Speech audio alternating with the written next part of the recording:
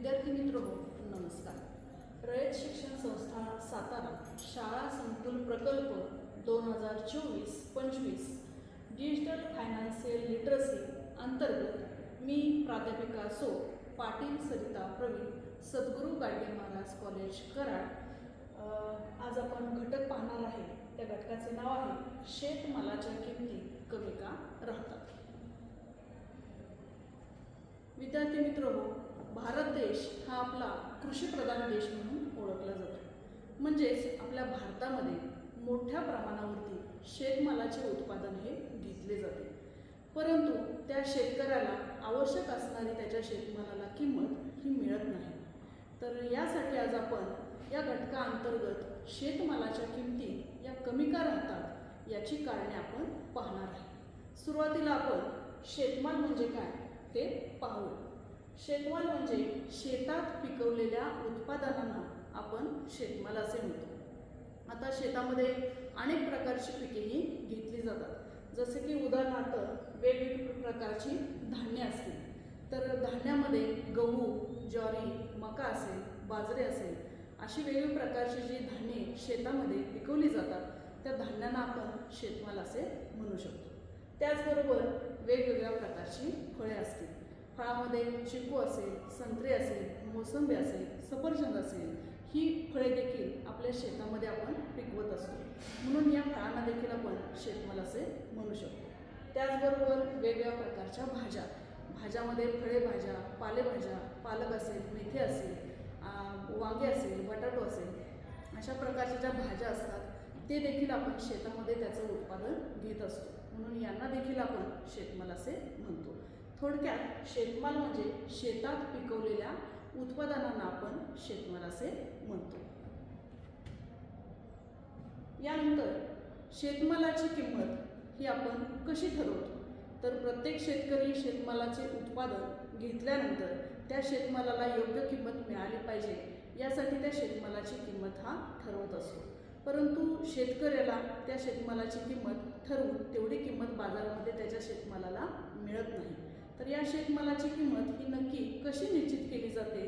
तर या बाजारपेठेतील वस्तूचा केलेला पुरवठा आणि त्या वस्तूला असणारी मागणी यानुसार त्या शेतमालाची किंमत ही निश्चित केली जाते. आता नक्की वस्तूचा पुरवठा म्हणजे काय आणि वस्तूला असलेली मागणी म्हणजे काय. तर त्या शेतमालाचा शेतकऱ्याने बाजारामध्ये किती प्रमाणामध्ये पुरवठा केलेला आहे. जर एखादं उत्पादन घेतलं, जर टोमॅटोचं जर आपण उत्पादन घेतलेलं असेल तर त्या टोमॅटोचा शेतकऱ्याने अनेक प्रकारच्या शेतकऱ्यांनी शेतमालाचा बाजारामध्ये किती प्रमाणामध्ये पुरवठा केलेला आहे तर त्याला म्हटलं जातं शेतमालाचा पुरवठा. आणि त्या शेतमालाला त्या ग्राहकांची असणारी मागणी, बाजारपेठेमध्ये असलेली मागणी त्यानुसार या शेतमालाचा केलेला पुरवठा आणि त्या शेतमालाला असलेली मागणी या मागणी आणि पुरवठ्याच्या आधारे त्या शेतमालाची किंमत ही निश्चित केली जाते. म्हणजेच थोडक्यात आपण म्हणू शकतो की शेतमालाची किंमत ही बाजारपेठेतील मागणी आणि पुरवठ्याच्या आधारे निश्चित केली जाते. तर आता आपण या शेतमालाच्या किमती कमी का राहतात त्याची कोणकोणती प्रमुख कारणे आहेत की या कारणांच्यामुळे शेतकऱ्याला त्याच्या शेतमालाला असणारी आवश्यक किंमत ही मिळत नाही. तर पहिलं कारण आहे जास्त उत्पादन. आता बरेच शेतकरी काय करत असतात तर हंगामानुसार आपल्या शेतीचं उत्पादन हे शेतामध्ये घेत असतात. परंतु हंगामानुसार उत्पादन घेत असल्यामुळे त्या हंगामामध्ये ते पीक हे मोठ्या प्रमाणावरती उत्पादन हे होत असतं. मग त्या मोठ्या प्रमाणावरती त्याचं शेतमालाचं उत्पादन झाल्यामुळे बाजारपेठेमध्ये तो शेतमाल जो असेल तो एकदम उत्पादन त्याचं येत असतं. परंतु त्याला तेवढी ग्राहकांची जर मागणी त्या शेतमालाला नसेल तर अशा वेळेस मोठ्या प्रमाणावरती उत्पादन झाल्यामुळे परंतु तेवढी मागणी नसल्यामुळे त्या शेतकऱ्याच्या मालाची जी किंमत आहे ती त्याला असणारी आवश्यक असणारी किंमत ही त्या शेतकऱ्याला मिळत नाही. पहिलं कारण काय सांगितलेलं आहे तर मोठ्या प्रमाणावरती उत्पादन जर बाजारपेठेमध्ये येत असेल तर अशा वेळेस त्या उत्पादनाला जर मागणी ग्राहकांची तेवढी नसेल तर त्या प्रमाणामध्ये शेतमालाला त्या शेतकऱ्याच्या मालाला किंमत ही मिळणार नाही. दुसरं प्रमुख कारण आहे ते म्हणजेच साठवणुकीची कमतरता.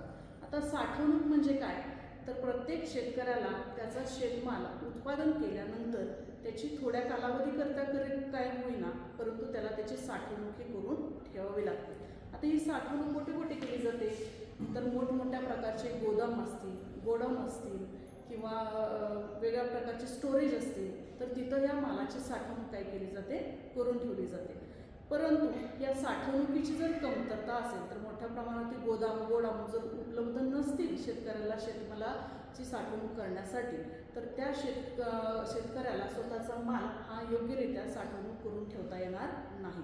त्याला तो काय करावा लागणार, लगेच बाजारपेठेमध्ये नेऊन तो माल त्याला तिथे विकावा लागणार आहे.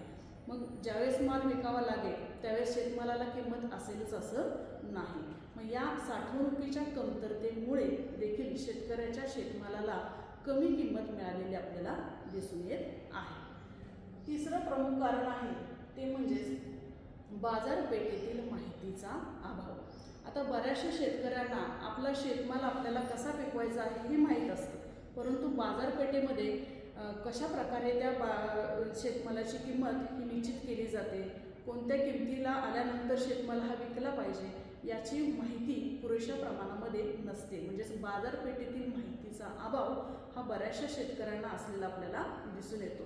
तर या माहितीच्या अभावामुळे देखील शेतकऱ्याला त्याच्या असणाऱ्या शेतमालाला योग्य अशी किंमत तिथं प्राप्त होत नाही. म्हणून हे एक प्रमुख कारण आपल्याला इथे सांगता येईल की बाजारपेठेतील माहितीचा जो काही अभाव आहे तो शेतकऱ्याला इथं असतो, त्यामुळे त्याला त्याच्या शेतमालाला योग्य ती किंमत इथं मिळत नाही. पुढचं प्रमुख कारण आहे ते म्हणजेच सरकारी मदतीचा अभाव. आता सरकारी मदत म्हणजेच आपण हमीभाव असे म्हणतो. आता हमीभाव म्हणजे काय, तर सरकारकडून एक किमान आधारभूत किंमत ही निश्चित करून दिली जाते आणि त्या किमतीला सरकारकडून शेतकऱ्याचा शेतमाल खरेदी करण्याची हमी ही सरकारकडून शेतकऱ्यांना दिली जाते. त्या भावाला किंवा त्या किमतीला आपण काय म्हणतो, हमीभाव असे म्हणतो.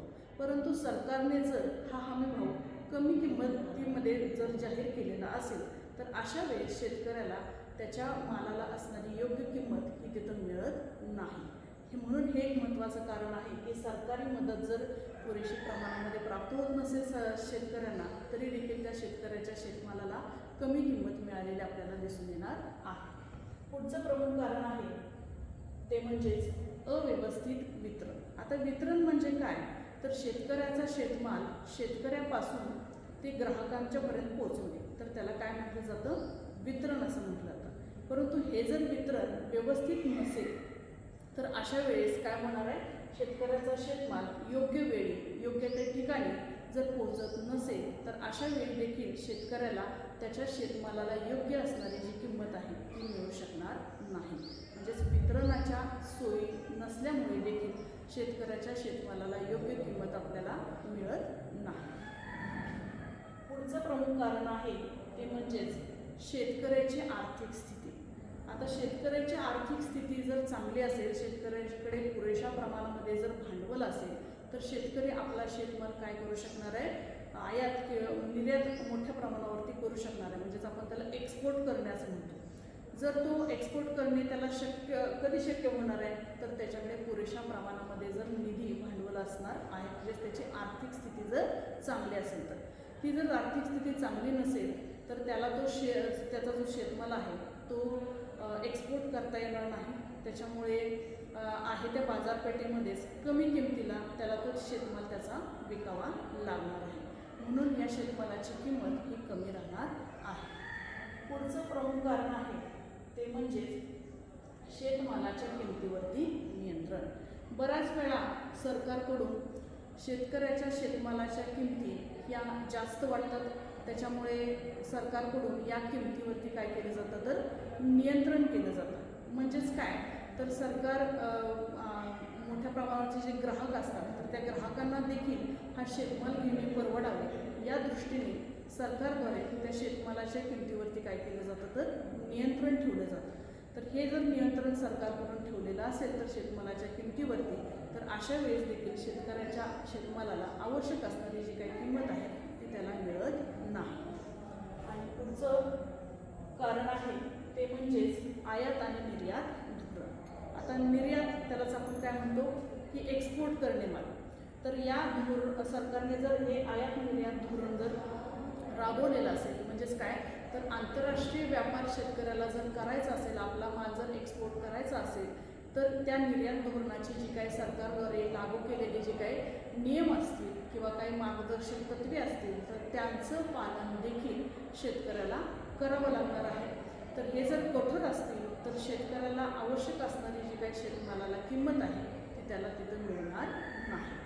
हे एक प्रमुख कारण आहे की शेतकऱ्याच्या शेतमालाला कमी किंमत का मिळते, तर आयात निर्यात धोरण हे कठोर असणार आहे आणि त्याची असणारी मार्गदर्शक जी काही तत्त्वे असतील त्याचं पालन हे शेतकऱ्याला करावं लागणार आहे. त्याच्यामुळे त्याचा माल हा त्याला मोठ्या प्रमाणात निर्यात हा करता येणार नाही. तर या कारणांच्यामुळे शेतकऱ्याच्या शेतमालाला कमी किमती मिळालेल्या आपल्याला दिसून येतं. धन्यवाद.